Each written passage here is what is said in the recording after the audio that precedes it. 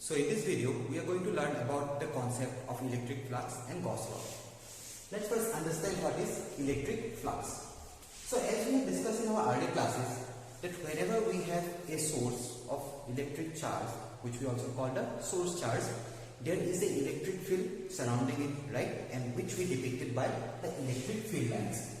Like if you remember, for a positive charge, the electric field lines were radiating outwards in all directions uniformly, whereas for a negative charge we have got that they are radiating inwards, again uniformly in all directions,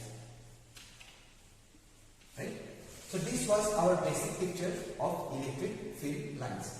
But now you see, when these electric field lines are passing through a certain surface, you can imagine, say, if behind the board there is a source charge. Suppose there is a positive charge, right? So we'll expect from the positive charge which is set behind the board, we will see electric field lines coming out of the board, isn't it, right?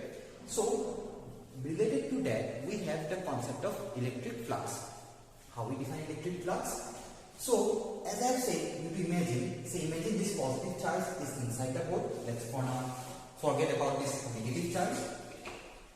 So you will find that electric field lines will be coming out of the board due to the positive charge inside the board, right? Now there is a certain area of this board, isn't it? Through this area we have electric field lines coming out.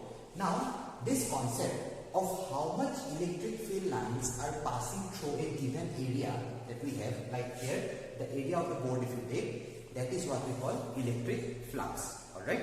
And here also there is a particular direction that we need to take of the electric field lines, and that direction of electric field lines will be always taking perpendicular to the surface. Okay, let me show you what I mean by it.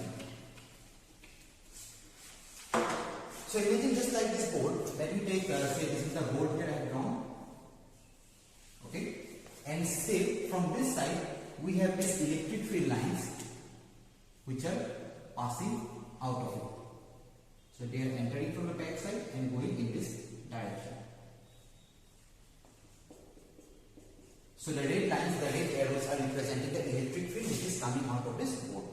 But as you can see, these electric field lines will not be perpendicular to the board. I hope you remember that for a given surface, how we take the area vector. For any surface, the area vector is always perpendicular to the surface, right? Like I used to give you an example, say in this duster, right? You have multiple surfaces of the duster. So for the top surface, remember that the surface vector of this top surface will be vertically upward. The surface vector or the area vector for this surface will be towards you, towards the screen. Say for the bottom surface here, the surface vector will be downwards, isn't it? So the surface vector or the area vector is always perpendicular to the surface.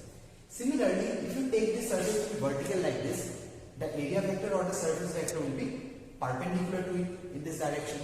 So at any given point, say if I take here, the area vector, surface area vector S will be in that direction, perpendicular to that area. So as you can see now, that electric field is not perpendicular to the surface here, right? This is the surface vector S. Electric field is at a certain angle. Let us call this angle, say theta. Okay. So now you can see that electric field is not perpendicular to the surface, but it is at a certain angle theta to the surface vector that we have.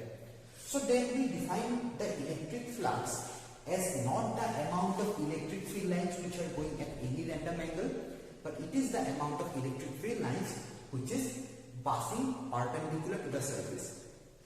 But as I have shown in the diagram, that here the electric field lines are not perpendicular. So what we will do, in such cases we will take the component of electric field along the surface vector. Okay. So say if the electric field vector is in this direction, theta is the angle made with the surface vector, then the component of electric field in this direction will get as E cos theta, right? Whenever we have a certain angle made by a vector with another direction, that along that direction we always have the cos component here, right? So in this case, that's why we find, as I said, we define that electric flux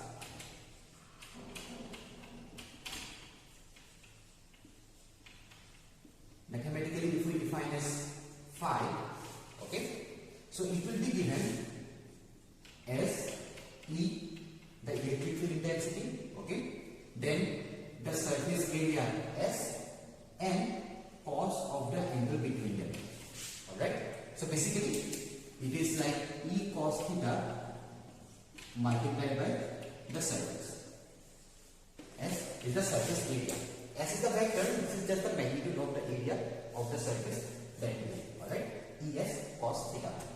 Or we can write this expression as E dot S, because I hope you remember that if we have a vector multiplied with another vector and we take the cos of the angle between those two vectors. As you see, electric field is a vector, the surface area is a vector, right? Between both the vectors, the angle is theta. So it is like just the dot product, as we saw in our class 11, that if we have vector A dot vector B, that is equal to AB cos theta. So by the same analogy, if we have Es cos theta, then we can write as E dot S. So you can see that electric flux, the quantity that we are getting is from the dot product of two vectors, right? And I hope you remember that from a dot product we always get a scalar quantity. Cross product was the kind of vector multiplication which gave a vector quantity. But in dot product we always get a scalar quantity. Which means this phi, which is used to denote the electric flux, it is a scalar quantity and not a vector quantity. Okay? So hence we can write that electric flux phi, the symbol is used, is a Greek alphabet phi, is a scalar quantity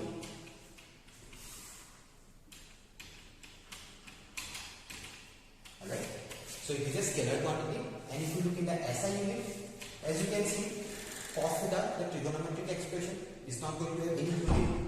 So we have the electric field E here, whose unit was Newton per coulomb, and S, the surface area, whose unit is meter square in SI. So the SI unit of electric flux and its SI unit is, I hope you have guessed by now, it will be Newton per coulomb meter square. Okay, so basically electric flux is a quantity by which we measure the extent of electric field lines that are passing through a certain area, alright, and how we get it. To get the electric flux or to measure the electric flux, we need to multiply the electric field strength E. What is the strength or intensity of the electric field at that surface? I hope you remember, because electric field intensity changes with distance. It is inversely proportional to square of the distance for a point charge.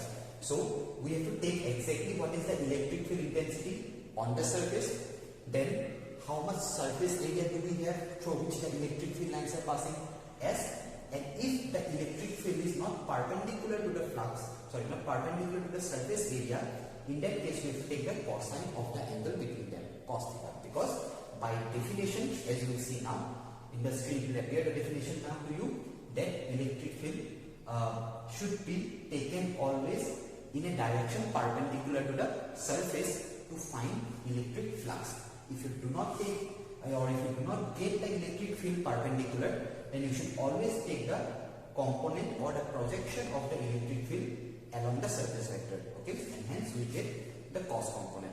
So now you can, in your screens, you will be able to see the exact definition, and from there you can relate what we have studied